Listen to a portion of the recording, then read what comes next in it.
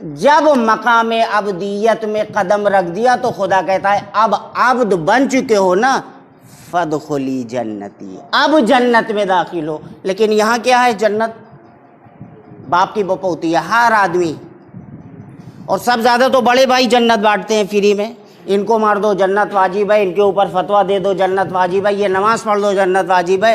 جیسے آپ دیکھیں واٹس ایپ گروپ پہ آئے دن یہ نماز پڑھ لو، یہ دعا پڑھ لو، سارے گناہ تمہارے معاف ہو جائیں گے، یعنی فری میں اللہ بیٹھا ہوا ہے، فرشتوں کو لگا رکھا ہے، بس یہ کوئی کہے بس اس کے منہ سے نکلا آپ سینڈ کرتے جائیے۔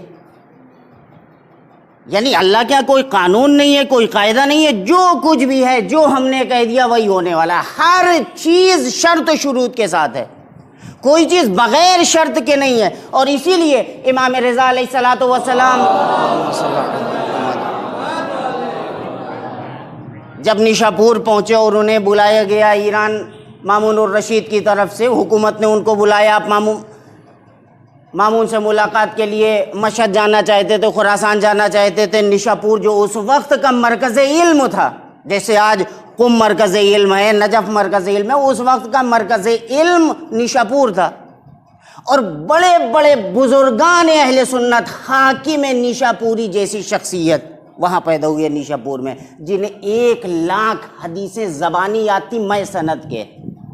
اب آپ سوچئے کہ کوئی معمولی آدمی نہیں تھا حاکم، ایسی شخصیتیں، یعنی علماء اہل سنت کا حوضہ علمیہ تھا اس وقت نشاپور میں۔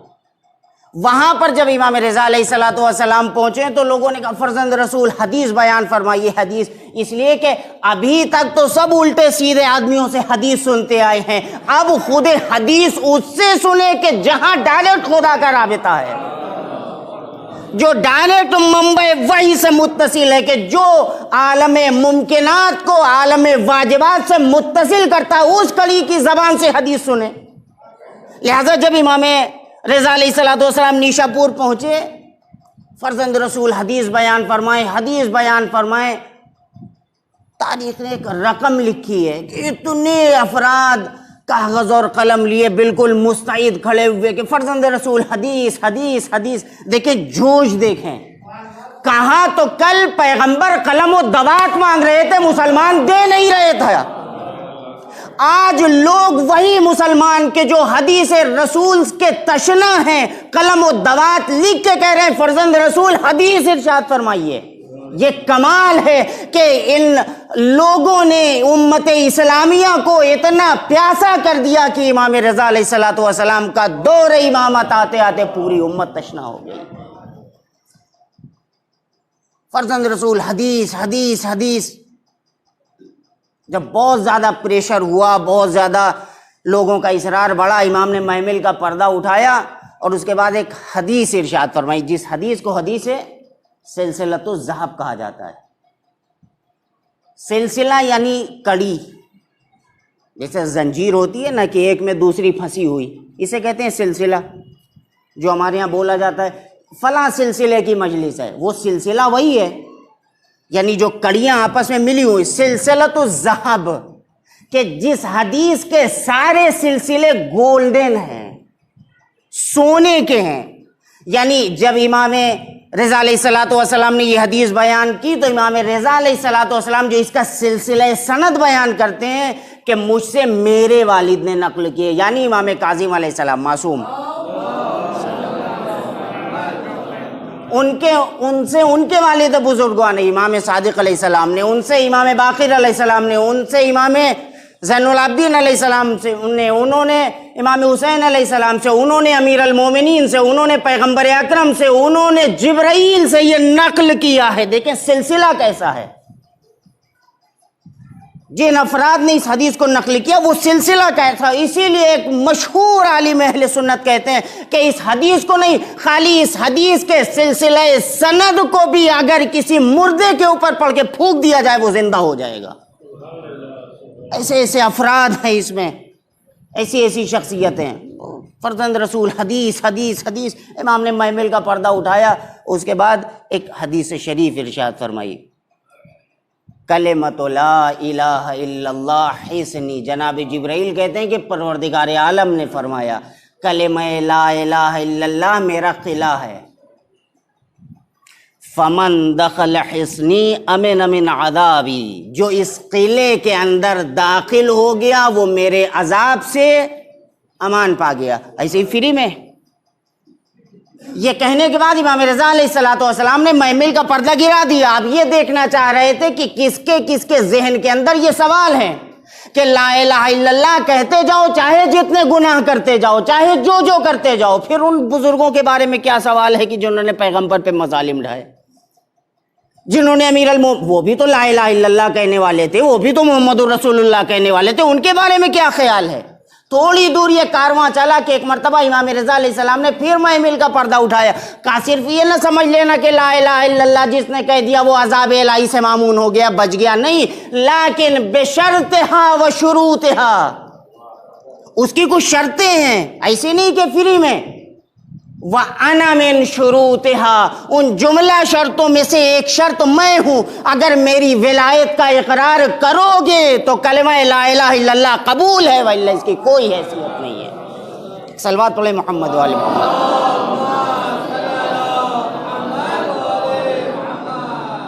ہونی چاہیے، حیثیت ہونی چاہیے نا، ہر چیز کی شرط ہوتی ہے، بغیر کسی شرط کی کوئی چیز نہیں ہوتی ہے کہ انسان لا الہ الا اللہ کہہ دے۔ لا الہ الا اللہ کے کہنے کی بھی شرط ہے، لا الہ الا اللہ انسان کا قبول ہوگا اس کی بھی شرط ہے، اخلاص کے ساتھ ہونا چاہیے۔ ایک آدمی پاگل ہے، وہ چلا جا رہا ہے لا الہ الا اللہ لا الہ الا اللہ، قبول ہے؟ پاگل ہے، اس کی کوئی حیثیت نہیں ہے۔ اخلاص کے ساتھ ہونا چاہیے، معنی سمجھنا چاہیے، مفہوم سمجھنا چاہیے، تمام شرائط کے ساتھ ہونا چاہیے۔ ایک آدمی اٹھا، وہ سوتا تھا، سوتے سوتے اٹھا، مسجد میں اللہ اکبر ہو رہی تھی، پہنچ گیا صف میں کھڑے ہو کے اللہ اکبر، نمازی تو پڑھ رہا ہے، قبول ہے؟ نہیں، کیوں؟ اس لیے کہ وضو نہیں ہے۔ وضو کیا ہے؟ شرط نماز ہے۔ ہر چیز کی ایک شرط ہوتی ہے، بغیر شرط کی کوئی چیز قابل قبول نہیں ہے۔ ایک صاحب نے کہا ٹھیک ہے، آپ نے کہا وضو شرط ہے، وضو چلے کر لیتے ہیں، گئے وضو کیا، انہوں نے ہاتھ بھی دھلا، منہ بھی دھلا، سر کا بھی مسح کیا، دائیں پیر کا بھی کیا، بائیں پیر کا نہیں کیا، وضو صحیح ہے۔ آپ نے کہا وضو تو کیا ہے، اس کے بعد نماز بھی پڑھ لی۔ دیکھیں ایک چیز چھوڑی، لیکن اسی ایک چیز کی اہمیت ہے۔ خدا کے ہاں اگر تمہیں مومن بننا ہے تو بڑے نماز گزار نہ بنو، بڑے روزہ دار نہ بنو، ہر سال حج کرنے والے نہ بنو، راہ خدا میں زکوٰۃ لٹانے والے نہ بنو، صرف ایک انگوٹھی دو مگر اتنے اخلاص کے ساتھ دو کہ قرآن تمہارا قصیدہ پڑھنے لگے۔ پوری زندگی اسلام نے جو قانون رکھے ہیں، جو قواعد رکھے ہیں، جو چیزیں بتائی ہیں، وہ بغیر شرط کے نہیں ہیں۔ ہر چیز کی ایک شرط ہے، ہر چیز اللہ کی بارگاہ میں قابل قبول ہے مگر شرط کے ساتھ۔ اس آیت کریمہ میں بھی اللہ راضی ہو جائے، تم بھی اللہ سے راضی ہو جاؤ، مقام عبدیت و بندگی میں داخل ہو جاؤ۔ جب مقام عبدیت و بندگی میں داخل ہو جاؤ گے اور خدا قبول کر لے گا تب تمہیں جنت ملے گی، ایسے نہیں کہ فری میں جنت مل گئی۔ دیکھیں، آپ دیکھیں کہ حضرت محمد مصطفیٰ صلی اللہ علیہ وآلہ وسلم جب 40 سال کے ہوئے تو انہیں حکم دیا گیا کہ اب آپ تبلیغ کریے۔ مامور ہوئے، مبعوث کیے گئے، ان سے کہا گیا کہ آپ بسم اللہ واللہ، ہمارا عقیدہ تو یہ ہے نہیں دوسرے مسلمانوں کی طرح کہ جب 40 سال کے ہو گئے تب ان کے پاس جبریل آیا اور پیغمبر ڈر گئے، یہ پتہ نہیں کون آ گیا ہے، پھر گئے ایک کافر کے پاس، اس نے کہا آپ رسول بن گئے ہیں، یہ رسول بن گئے، ان کو یہ بھی نہیں معلوم کہ یہ رسول بن گئے ہیں، ایک کافر بتا رہا ہے آپ رسول بن گئے۔ دیکھیں اگر ایسا مسلمانوں کا رسول ہوگا تو یقیناً سلمان رشدی پیدا ہو کے لکھے گا۔ اگر ایسا ہی مسلمانوں کا رسول ہوگا تو سلمان رشدی یقیناً لکھے گا کہ ان کو ام المومنین کو کاندھے پر بٹھا کے پیغمبر ڈانس دکھانے کے لیے لے جاتے تھے۔ دیکھیں ہم خود رسول کو اتنا مقدس بنا دیں کہ کسی کے اندر ہمت نہ ہو کہ آنکھ اٹھا کے پیغمبر کے مقام کی طرف دیکھ سکے۔ لیکن پیغمبر کی مقام و منزلت گھٹائی کس نے، گرایا کس نے؟ ہم سے کہا جاتا ہے امیر المومنین کو بڑھا دیتے ہو، امیر المومنین تو وہاں تک پہنچ ہی نہیں سکتے ہیں کہ جہاں پیغمبر کا مقام ہے۔ پیغمبر پیغمبر ہیں، امیر المومنین ہیں، خدا خدا ہیں۔ ہم کہاں خلط ملط کرتے ہیں؟ خلط ملط تو آپ لوگ کرتے ہیں۔ آپ تو عدالت صحابہ کا اتنا جھنڈا بلند کر دیتے ہیں کہ رسالت کا جھنڈا نیچا ہو جاتا ہے، تھوڑی کرتے ہیں۔ ایک صلوات پڑھے محمد و آل محمد۔ بہر کیف ہم دیکھیں کہ پیغمبر کی 23 سالہ زندگی میں پیغمبر مامور ہیں، نماز کا بھی حکم پہنچایا، زکوٰۃ کا بھی حکم پہنچایا، روزے کا بھی حکم پہنچایا، سارے احکام کی تبلیغ پیغمبر نے کیا۔ کیسے کیا؟ یہ تبلیغی جماعت کی طرح نہیں، بلکہ ایسے کیا کہ جیسے حق ہے ویسے پہنچایا۔ لیکن سارے کام بدرجہ احسن انجام دینے کے باوجود بھی جب مقام ولایت کے بیان کے اوپر آتے ہیں تو پروردگار کہتا ہے وَإِن لَمْ تَفْعَلْ فَمَا بَلَّغْتَ رِسَالَتَهُ، اگر یہ کام آپ نے نہیں کیا تو آپ کے سارے اعمال زیرو ہو جائیں گے۔ دیکھیے خود ہی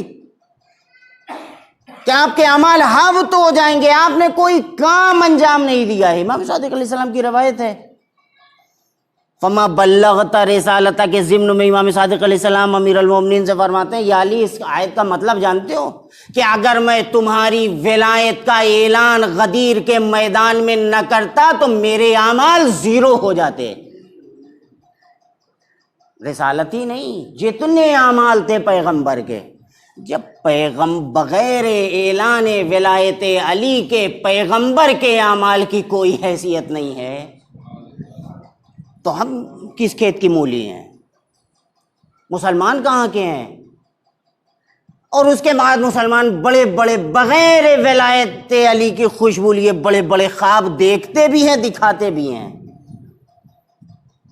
جیسے رسول نے سارے امور انہی کے حوالے کر دیے، جائیے پورے دین کے شریعت کے ٹھیکیدار آپ ہی بن چکے ہیں۔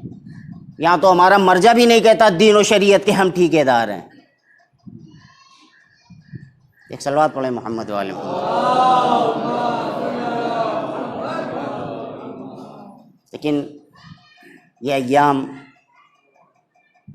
ایام سوگواری ہیں، ایام اذاں ہیں جو داخل ہو رہے ہیں، ہمیں احتیاط کرنا چاہیے ان ایام میں۔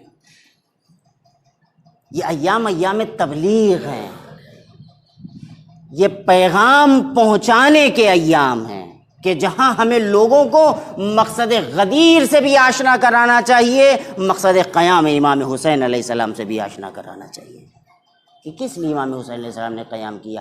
ہم یہ جو مجلس عزا بپا کرتے ہیں، اس کا فلسفہ کیا ہے؟ کس لیے فرش عزا پہ ہم بیٹھتے ہیں؟ اس فرش عزا کی حیثیت کیا ہے؟ اس کی برکتیں ہماری زندگی میں کتنی ہیں؟ اس پر رحمتیں کتنی نازل ہوتی ہیں؟ اس سے ہمارے بچے لے کے کیا اٹھتے ہیں؟ اور اس کے لیے سب سے آسان طریقہ یہ ہے کہ آپ پوری امت اسلامیہ کا تجزیہ کر لیجئے اور اس کے بعد بتائیے کہ ہماری ملت کے بچے کہ جو فرش عزا جن کا مکتب ہے وہاں سے جو لے کے یہ بچے اٹھتے ہیں وہ زیادہ پڑھے لکھے ہیں یا وہ لمبی داڑھی والے بوڑھے کہ جو اس فرش عزا سے جن کا کوئی تعلق نہیں ہے؟ یقیناً ہمارے بچے ان کے مقابلے میں زیادہ دین و تدین سے آگاہ ہیں۔ لیکن اس کا یہ مطلب نہیں ہے کہ ہم اس سلسلے کو کہ ہاں بس بچے بہت جانتے ہیں، نہیں، بلکہ اس کو اور زیادہ ان کے سامنے بیان کیا جائے تاکہ وہ سمجھیں کہ امام کون ہوتا ہے، حجت خدا کون ہے، محرم کا مفہوم کیا ہے، عزاداری کا مطلب کیا ہے، اشکوں کا مطلب کیا ہے، ماتم کا مطلب کیا ہے، نوحے کا مطلب کیا ہے۔ ان ایام میں آپ کو ثانیہ زہرا حضرت زینب کبریٰ کو پرسا دینا ہے، اس لیے کہ جناب زینب کبریٰ بڑی امید کے ساتھ گئی تھی۔ دیکھیں شریکت الحسین ہے نا، اور اسی لیے جب عثمان کا پوتا، خلیفہ سوم عثمان کا پوتا جس کا نام تھا عمر ابن عبداللہ، اس کو ولید نے امام حسین علیہ الصلوۃ والسلام کے پاس مسجد میں بھیجا کہ جاؤ امام حسین سے یہ کہو کہ ولید تمہیں بلا رہا ہے دربار میں، دارالامارہ میں۔ بہت عمر نہیں تھی اس کی، دوسروں کو کیوں نہیں بھیجا؟ اس لیے تاکہ اس مسئلے کی وجہ سے حساسیت نہ پیدا ہونے پائے۔ وہ آیا اور پیغام کہہ کے چلا گیا۔ ابھی امام حسین علیہ الصلوۃ والسلام بیٹھے ہی تھے کہ دوبارہ پھر آ گیا، آپ کو فوراً بلایا جا رہا ہے۔ اور جن جن لوگوں کو بلایا گیا تھا وہ سب مسجد میں تھے، عبد الرحمن بن ابی بکر، عبداللہ ابن عمر، عبداللہ ابن عباس، عبداللہ ابن جعفر، امام حسین علیہ الصلوۃ والسلام، یہ ساری شخصیتیں، عبداللہ ابن زبیر، سب وہیں بیٹھے ہوئے تھے۔ کس لیے بلایا جا رہا ہے؟ امام حسین علیہ الصلوۃ والسلام نے فرمایا میرا گمان یہ پہنچا اور سامان لادا اور مکے کی طرف روانہ ہو گیا۔ لیکن امام حسین علیہ الصلوۃ والسلام سیدھے ولید کے دربار نہیں گئے، سیدھے گھر گئے ہیں۔ کس کے پاس؟ جناب ثانی زہرا زینب کبریٰ کے پاس۔ بہن ولید نے بلایا ہے، آپ کیا فرماتی ہیں؟ بھیا میں آپ کو اکیلے نہیں جانے دوں گی۔ دیکھیں کربلا کی بنیاد امام حسین علیہ الصلوۃ والسلام حجت خدا تھے، امام وقت تھے، لیکن اس کربلا کی نہضت میں جناب زینب برابر کی شریک ہیں۔ میں آپ کو اکیلے نہیں جانے دوں گی، آپ جوانان بنی ہاشم کو ساتھ میں لے کے جائیے۔ گئے، آپ کو سب کو تفصیل معلوم ہے، صرف اشارہ کرنا ہے۔ وہاں مروان بھی بیٹھا ہوا تھا۔ ولید اگر آج حسین ہاتھ سے نکل گئے تو واپس آنے والے نہیں ہیں۔ بھئی یہ جملہ سننا تھا کہ فرزند رسول نے آستین چڑھا لی۔ ولید تو مجھے قتل کرے گا یا تو نیلی آنکھوں والی عورت کے بیٹے مجھے قتل کرے گا؟ کس کے اندر جرأت ہے؟ بآواز بلند ہونا تھی کہ جناب ابوالفضل عباس، جناب علی اکبر، جوانان بنی ہاشم تلواریں لیے ہوئے دربار ولید کے اندر داخل ہو گئے۔ میں ہاتھوں کو جوڑ کر عرض کروں گا فرزند رسول، صرف آپ کی ایک آواز بلند ہوئی تھی، جوانان بنی ہاشم اپنی تلواریں لے کر وارد دربار ہو گئے۔ لیکن آپ اس دن کیا کریں گے جب اکیلے تنہا کھڑے ہوئے؟ ارے نظر یمین و شمالہ، دائیں بائیں نظر کرتے ہوں گے، کوئی مدد کرنے والا نہ ہوگا۔ آواز دیں گے حل من ناصر ینصرنا، حل من مغیث یغیثنا۔ ارے بہن نکلے گی بھیا، ارے زینب تمہیں سوار کرے گی۔ ارے آج نہ قاسم ہے، نہ علی اکبر ہے، نہ عباس ہے، تو زینب ابھی زندہ ہے۔ ارے آپ کو پشتے راہوار پہ سوار کرے گی۔ جائیں بھیا، خدا حافظ۔ وَسَيَعْلَمُ الَّذِينَ ظَلَمُوا أَيَّ مُنقَلَبٍ يَنقَلِبُونَ۔ اِنَّا لِلَّهِ